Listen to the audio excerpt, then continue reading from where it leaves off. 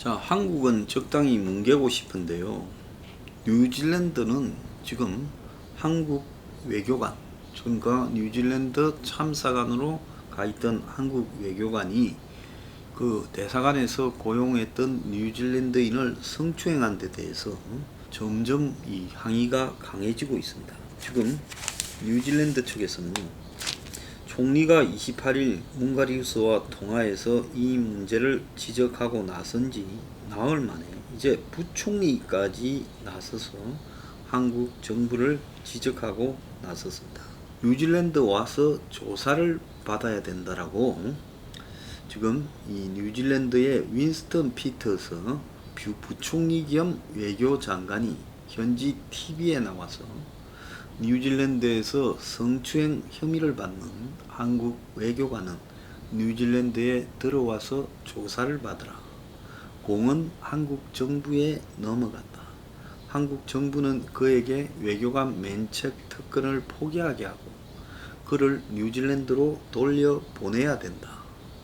자, 이 말을 보면 이 문제가 만약에 한국 정부가 뉴질랜드의 이런 통첩을 계속 무시할 경우 양국 간의 관계가 심각하게 될 수 있다라는 최후 통첩성 내용이 좀 보이고요.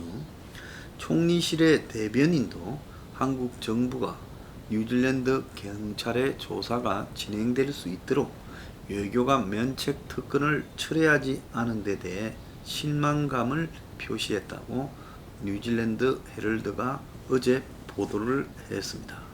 자, 지난번에도 말씀드렸다시피 2017년에 뉴질랜드 한국 대사관에 근무할 때 거기에 현지에서 고용한 현지인 남성 직원을 3차례 성추행을 했고 이 사람은 지금 필리핀 주재 한국 대사관의 총영사로 지금 있다고 합니다. 자, 그래서 한국 외교부는 외교관이 면책 특권이 근무지에서만 적용되기 때문에 지금 필리핀에 근무하는 이 해당 외교관은 뉴질랜드에서 면책 특권을 향유할 수 없고 따라서 뉴질랜드 측의 주장처럼 이 성추행범이 면책 특권을 고수하는 것은 아니다. 그러면서도 뉴질랜드 측이 공식적으로 범죄인 인도 요청을 하지 않은 상황에서 뉴질랜드에 와서 수사를 받으라는 것은 개인 방어권을 침해할 소지가 있어서 어렵다. 이렇게 이야기를 하고 있습니다. 자, 뉴질랜드 정부는 이 성추행범의 자국 소환 외에도 뉴질랜드 대사관 직원의 조사와 그러니까 뉴질랜드에 있는 한국 대사관의 또 다른 직원들을 조사하고 대사관의 CCTV 영상 자료를 제출할 것을 요구하고 있고요. 한국 정부는 외교부는 외교 관계에 대한 비엔나 협약을 덜먹이면서 외교 공간의 출입 금지 그리고 공간 재산에 대한 수색 강제 집행의 면제 외교관의 정언 의무 면제 등이 외교관 특권이 있기 때문에 이런 면책 특권을 포기할 수 없다. 이번에 그러고 나면 다른 일에도 전부 다른 나라도 한국 보고 그럴 것 아니냐. 이렇게 지금 이야기할 거라고 보인다는 겁니다. 자, 그런데 이 문제와 관련해서 한국 정권이 뉴질랜드하고의 관계가 아니라 지금 국민들을 대상으로 해서도 입장을 이제 좀 분명하게 해야 될 부분이 있다. 이렇게 보입니다. 외교관이라는 게 무슨 특별한 것도 아니고 솔직히 말하면 한국의 외교부가 제외 공간들과 외교관들이 얼마나 여행을 하는 한국 국민이 사고를 당했을 때 또는 현지에 있는 교민들을 상대하는 부분 또 비즈니스로 나간 부분에 일반 서비스 대상들에게는 고압적이고 또 그들이 주재하면서 저지르는 각종 무슨 섹스 스캔들부터 해서 주문들 또 국가의 예산을 몰래 빼돌려서 사용하는 비리들 이런 것들이 끊이지 않고 최근에 제기되어 왔고 그거는 이런 이 밑에 직급뿐만 아니라 대사들까지도 연루되어서 문제가 된 사람들이 지금 있었지 않습니까? 자, 이렇다면 외교부가 이런 식으로 지금 솔직히 말하면 기강이 개판 5분 전이고 또 외교부의 직원들의 사고가 숱하게 일어나고 있는 상황에서 이 부분에 대한 지금 외교부의 입장이 일단은 대국민 사과를 하고 이 사건의 진상에 대해서 한국 경찰에서라도 그 외교관을 귀국시켜서 먼저 조사를 하고 그런 다음에 조사한 내용을 뉴질랜드에 통보하겠다고도 하고 그러면서 이 문제에 대해서 해당 외교관에 대해 전번에 한 달 감봉 조치한 부분은 잘못됐다라는 부분으로 그것도 인정을 하고 한국 내부에서라도 그 사람을 사법 조치를 해야 된다. 자, 그래야 뉴질랜드가 자꾸 이야기하는 부분에서 대외적으로 체면이 있은 일이다. 자, 그런데 뉴질랜드의 부총리는 한국 외교부 추장도 반박했어요. 한국 외교부는 뉴질랜드 법원이 2월 달에 체포영장을 발부해서 집행협조 요청을 했지만 외교관 특권을 이유로 들어 거부를 했다는 겁니다. 그가 결백하다면 이곳에 들어와서 사법 절차에 따르면 된다. 외교관 면책 특권이라는 걸 가지고 보호막이 될 수 있겠지만은 이런 종류의 사건에는 해당되지 않는다. 한국에서는 이 사건이 국가적 망신으로 여겨지는 만큼 이 한국 정부와 당사자가 옳은 결정을 내려주라. 문재인도 아는 상황 아니냐. 공은 한국 정부한테 넘어갔고 그를 빨리 뉴질랜드로 보내라. 그리고 뉴질랜드 외교부 대변인도 지금 이 부총리의 말을 이어서 지금 한국 정부를 비판했습니다. 최근에 닷새 동안에 뉴질랜드의 총리, 부총리, 외교장관 그리고 외교부 대변인이 돌아가면서 이런 말을 계속했어요. 이거는 전례가 없는 일이고 또 강경화가 작년에 유엔에서 성범죄 근절 메시지를 연설을 했는데 한국이 후진국 대우를 받으면서 6.25 때 군대를 6,000명이나 보낸 뉴질랜드한테 훈계를 듣고 있는 듯한 태도는 옳지 않고 왜 지금 외교부가 이 당사자를 감싸고 있느냐. 그래서 지금 이게 좀 이상하다라는 이야기까지 나오고 있어요. 왜냐하면 2017년에 이디오피아 대사가 성추문을 일으켰고 2018년에는 파키스탄 외교관이 부하 직원을 성추행을 했을 때 적극적으로 처벌한 것과는 이번에는 전혀 다른 모습을 보이고 있다. 자, 대사가 저질렀을 때도 이디오피아 대사관 경우에 말입니다. 강경화가 성범죄 불관용의 원칙을 보여서 처벌 의사를 보였는데 이 A라는 총영사 이 사람한테는 왜 지금 이렇게 감싸느냐. 그리고 신상과 관련해서 개인정보라 알려줄 수 없다라고 이야기를 합니다. 내용 이미 언론에 보도를 안 하고 있지만은 필리핀 총영사라는 김홍곤이라고 다 알려져 있고 2018년에 자체 조사로 1개월 감봉 조치를 했는데 이 뉴질랜드에서는 참사관으로 있었는데 그 뒤에 오히려 필리핀의 총영사로 나갔어요. 이것도 매우 이해가 가지 않는다는 겁니다. 자, 뉴질랜드에 참사가던 사람이 필리핀의 총영사로 나갔다.